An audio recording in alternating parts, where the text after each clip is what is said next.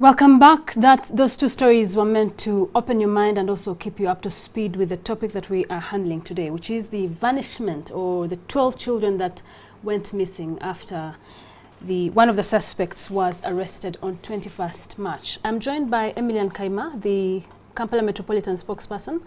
You are in charge of this jurisdiction. That is your jurisdiction. Correct. For 49 days, you have held incommunicado 12 children, not 1 day, 2 days, but 49 days. You have justified why you're holding them. Why did it take you so long? Why have you had to wait for 49 days to come out and speak about the state of these children? Well, I hope that everything has its timing. I hope the mothers came out to talk about this, and we thought it was important that we clarify these situations. These children were never arrested, were never apprehended, were never rounded up. But in circumstances where the head of the family, the man who had 12 children in a home, possibly belonging to more than 5 or thereabout wives, we found it was important that we place them in a place similar to a home environment. For 49 days. These are children. Where they are children, and their rights must be taken care of. In matters of children, their interests surpass anyone else's interest in this case. And there are many other issues surrounding the arrest of the dad and the mothers claiming this. So all we want is to be sure the mothers who claim these are their children are right, and they will take care of their children. That's interesting, because like we've watched in that story, yes, these parents started coming to you because they're also arrested. The wives are also arrested but later released. Why did you release the women and not release the children? And what exact evidence did you need for them to say, this is my mother, or this is my daughter, or my child? Well, I've not got into the nitty-gritty of the cause of the delay, but the agreement... You're an official. We would, yes, and you are in charge of this jurisdiction. Yes. So why aren't you aware? Perhaps that's what I should ask you, because you should be on top of the situation. Yes. 49 days is quite a long period, but possibly there are issues that make it not so long in the eyes of the circumstances surrounding the matter. What are those? There is a possibility that some of the children are actually not children for the mothers that are claiming them. That possibility is there. We've been told the same. Now, when we get it on good authority, having done the talking between the children and the mothers and the law enforcement authorities, the police in this case, then mothers take their children. Okay, but what you're not answering really is that these parents or these mothers have been coming to the police station to say that you have our children, you took our children. How much evidence did you need? Why? Well, how come it has taken you this long? That's something that we look into. It did not cross my mind. It did not come to most of us that these mothers put the claims and they were ignored, and the harsh words attributed to the police officers were said actually. We don't believe a sane police officer, a human being, would say the words that are attributed to the officers. If they were said, it would be uncouth, it would be unacceptable, it should be investigated, and the penalties would be given. Aren't you concerned that you are holding minors? One of them is epileptic, needs special care. Another is 2 years. They probably, have conditions that must be attended to by these mothers. The mothers are coming to you. Aren't you concerned as the police that you are killing the rights of these children, or you are stepping on the rights of the minors and the rights of the mothers to have their children? You've not explained to them, you've not told them any information, And actually there are claims that you're holding these children to cause emotional torture so that they can admit, because that's also another claim that they put to you. All these must be put to the test. Okay? All these must be put to the test. If it was not done the way it should have been done, then rectifications would be done. Our perception and our conviction at this level is that what was done was in the best interest of the children. How is okay? Let's work backwards. You took them 3 days after Kaweesi died. That was 21st March. What best interest are you talking about of these children?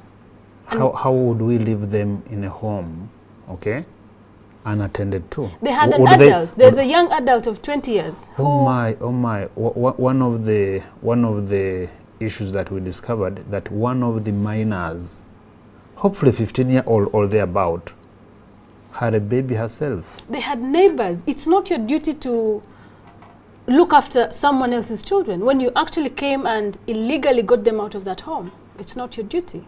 It is and our you had duty. the duty to hand them back to their mothers. It's our duty to protect and preserve the rights of everyone, to ensure that there is safety and security for everyone, more so children. Okay? Of course I know that children feel safer in the hands of their parents. And you've denied them that safety. The conditions in which they are, notwithstanding, right? But these are children that were living with a man, and they're quite a number, and they're a number of mothers, right? What's the condition? What condition are they in now? The presumption is that they're in good condition, because you're not aware? They're in a child care center, because they have the best facilities to take care of them.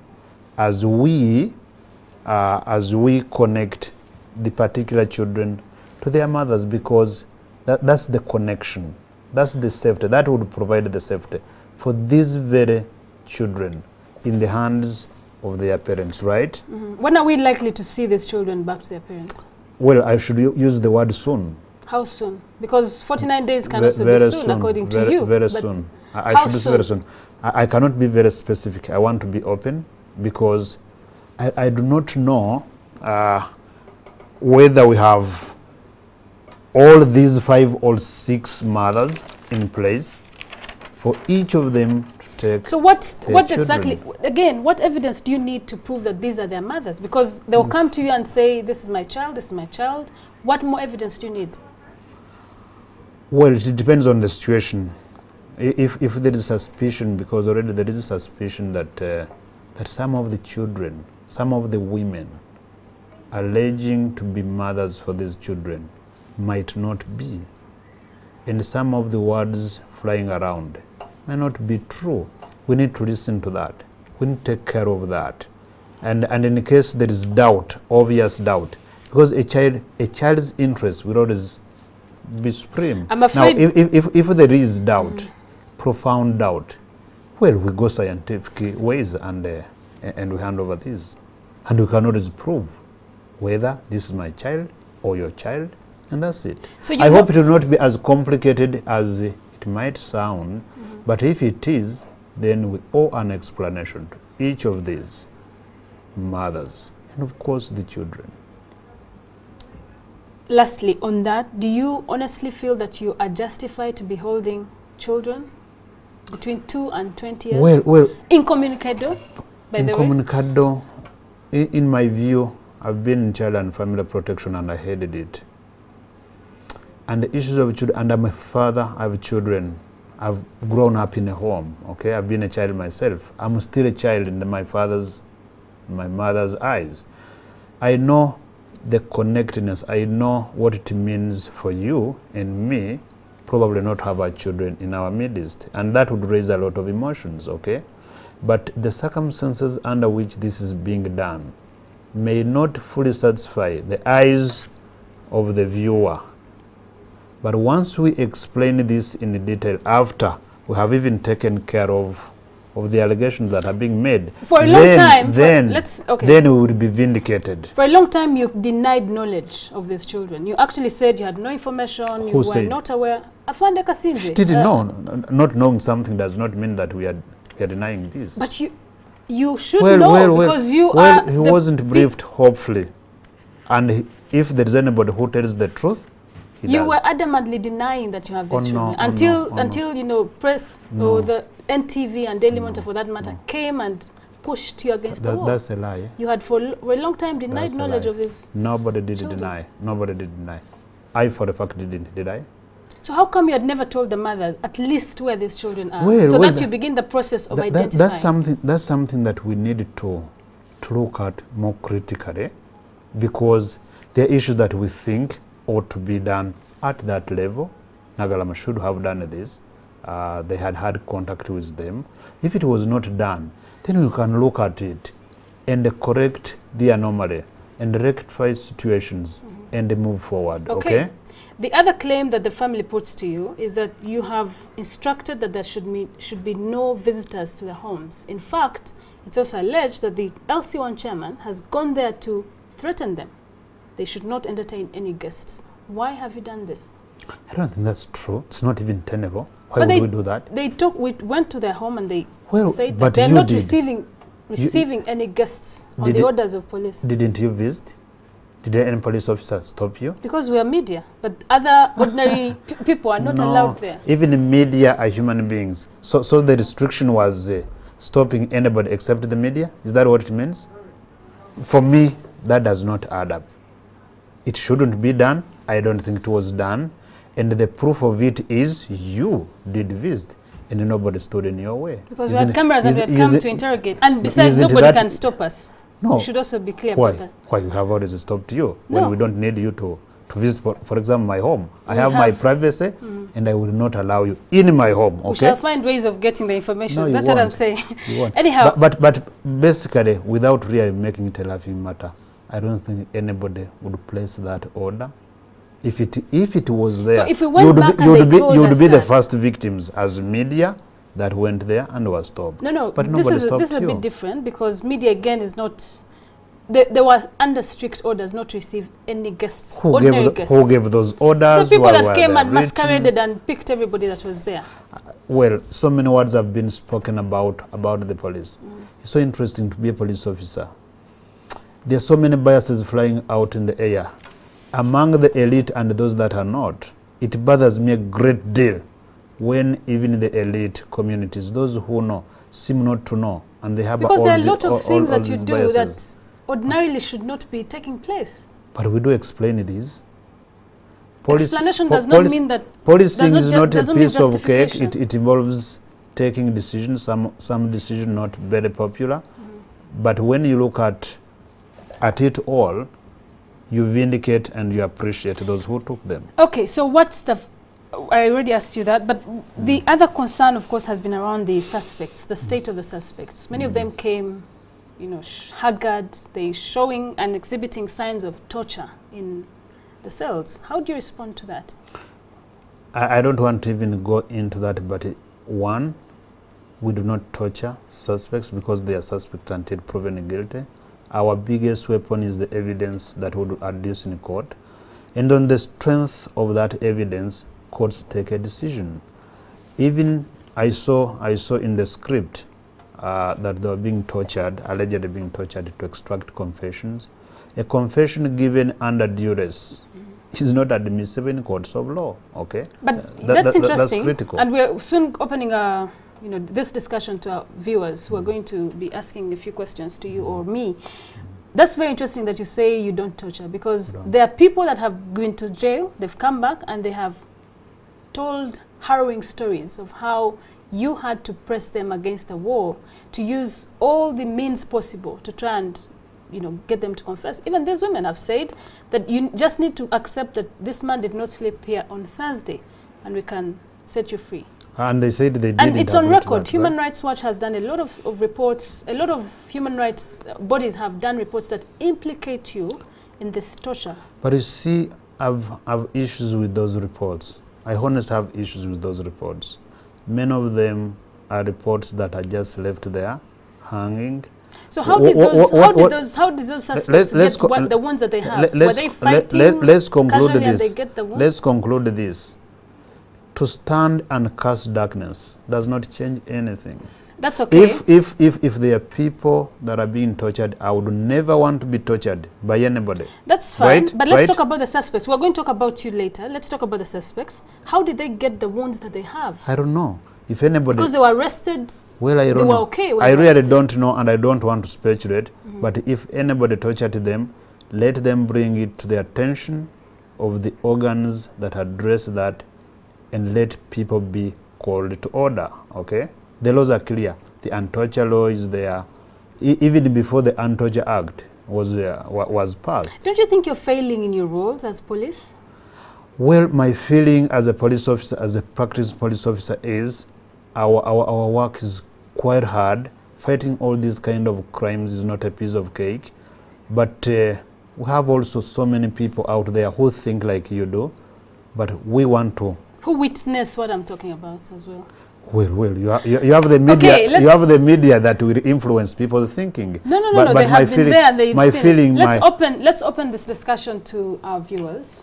Do we have a caller? Hello. Hello, your name, please, and where you're calling from? This is Kim calling from Yenga. Okay. Thank you for hosting Mr. Emiliano Karima. Mr. Emiliano, even later and Kaweesi was talking like you guys. You can't be realistic. Don't just talk, Arresting young kids for 48 hours, yes. 49 days, not 48 hours. 49 days. Not arrested. Can that be? That's an arrest. We can look for sugar. Let him finish. Okay. We don't want to waste his airtime. Yes. Thank you so much. Thank you. Do we have another person? Hello. Good morning. Good morning. How are you? How can we justify the truth between the spokesperson of police in Sakasinja and the Kaima who is in the studio? He says that they told the public about the children who are held in the police custody. Okay. And the Kaima denies the whatever the allegation. He's the who? Okay, I guess he's asking the same. Sorry? What's that? No, he's asking the contradiction. Thank you very much for that call. Thank you. Do we have somebody else? I'll take you back. Hello? Hello? Okay. Hello? All right, go ahead, please. Your name and where you're calling from, and your question. What? Your name and where you're calling from, please. Okay, sorry, I think we've lost him there. What the caller is saying, sorry, please try and switch off or turn low your volume so we can be able to hear you. All right, we'll probably come back to those calls. What he's probably saying is that there's been a lot of contradiction. Like I noted earlier, that the first time you feign ignorance, that's what I should call it. You feign ignorance. Which one is the first time? We asked Kasinje, yesterday, who is your boss. Yesterday. No, the previous day, on Sunday. We asked him about the whereabouts of his children, and he claims he doesn't know. He didn't know. Why would he keep it? So you are not on top of your game. Well, how don't you know that 12 children have been in custody for 49 days, arrested by you, the police? Please. Do you know everything about the media here? Do you know what is just taking place in the... But I should know that a high-profile investigation that has been going on involves an arrest of minors. What is the contradiction? I want to see the contradiction. That's what he says, and that's what everybody has been saying, that you have actually been hiding information from the parents and from the public. Until the parents came out to the media, you would not have probably come out to talk about these children. No. Well, I don't think so. Maybe it's because I'm a police officer and I believe what I say, but everybody really has a right to own an opinion and to put this opinion to test. They may not believe us actually, but honestly I don't see the contradiction in this. Many times you'll call me and I I don't know the nitty-gritty of certain things until I'm briefed, until I ask questions, until gaps are filled. So I know it. For 49 days. No. Okay, let's talk about the other thing that really has been thrust into this whole debate, the issue of Nalfinya. What is Nalfinya? It's a police station. Why do you hold people there? Some that have been remanded and are supposed to be going to a prison, a government prison, but you take them to Nalfinya, a police station. When courts say that some suspects can be held in a police station, then that happens. No. And the court can say that. No? You had the lawyer. I don't know if you're able to. Oh, we have another caller. Ask Nicholas. He'll tell you. When court say that. One second. Let's fix this. Hello, can you hear me?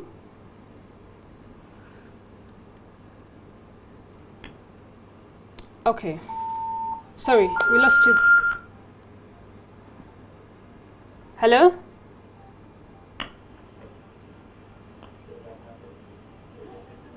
Hello? Yes, please. Your name and where you're calling from? I'm calling from Copenhagen, Denmark. Oh, thank you for calling us. What's your name and your question? Hello? I'm called Emmanuel. Is this NTV? Yes. Morning? You're live on air. Yes. I'm trying to... Yes, hello. My main issue is I think the police have right to take these children because how will you imagine? I'm calling from Copenhagen in Denmark. Please go ahead. Yes, and I support the idea that the police have taken the children. Okay, give your reasons. Why should they be taken? Because you cannot expect these children to stay home all this time. And actually, there's always a mechanism. These children are not arrested. They are in a child care family. Even where I live now, if you leave a child just on the street unattended to, the police can easily take them. So we have to be really specific. These are police, these are human beings, they are working for us. If we have problem, we come to them. Thank you very much. Let's talk about Nalfinya. Thank you. Do you want to comment on that? Go ahead with you. That was all right. So Nalfinya prison or torture chamber, some MPs have called it that. Please. A lot of names have been attached to Let them say prison. that, not you. No, but you're better than them. It's a police facility. It's a police station. People that have gone there have come out and told us. You can describe it the way they want to describe it, but it remains that a rose called by another name remains a rose, right? So it's a police station. Why do we hold people there? And torture them.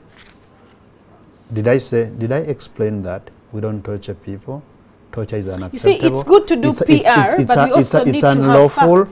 It's unlawful, and whoever is tortured should shout on the top of mountains and say, so and so did torture me. But and shout the to law, who? Because you are the same people that will come to complain to. And there are millions. There are millions of human rights defenders in this country, in this world. We need to do that because that protects your interest and mine and anybody's interest. Okay, but it's also important to note that in the course of doing our duties, many allegations, albeit false, are leveled. What makes them empty or real is the test of time. Can we place these under a litmus test, and so that they pass, so that people are held responsible? Impunity is when I punch you, nothing happens to me. But if I do that and I'm held to account for every action or inaction that I did on my account or on account of the organization I serve, then lessons are learned along the way. Because this means that we must all be equal in the eyes of the law. We must respect the law. If I go out of my way and nobody calls me to order, then it means they're just allowing me to continue. So let them come out clearly, and let the human rights defenders really bring these issues to end, not only in reports. But they have made reports, and that's the best way they can Why speak about these issues. Let them go to court and prove these things. I love that.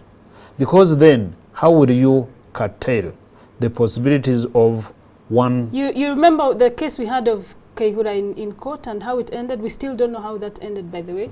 So there's a lot of impunity that sort of is attached to the police. And many, and I'm speaking on behalf of many Ugandans who have, on several times and days, accused the police of being partisan, of being, exhibiting impunity, and you are failing in your duty to protect citizens, and sometimes failing in the law that you're supposed to protect and preserve. The justice system in this country does not place it upon the police alone to handle these matters. It's just one of the many.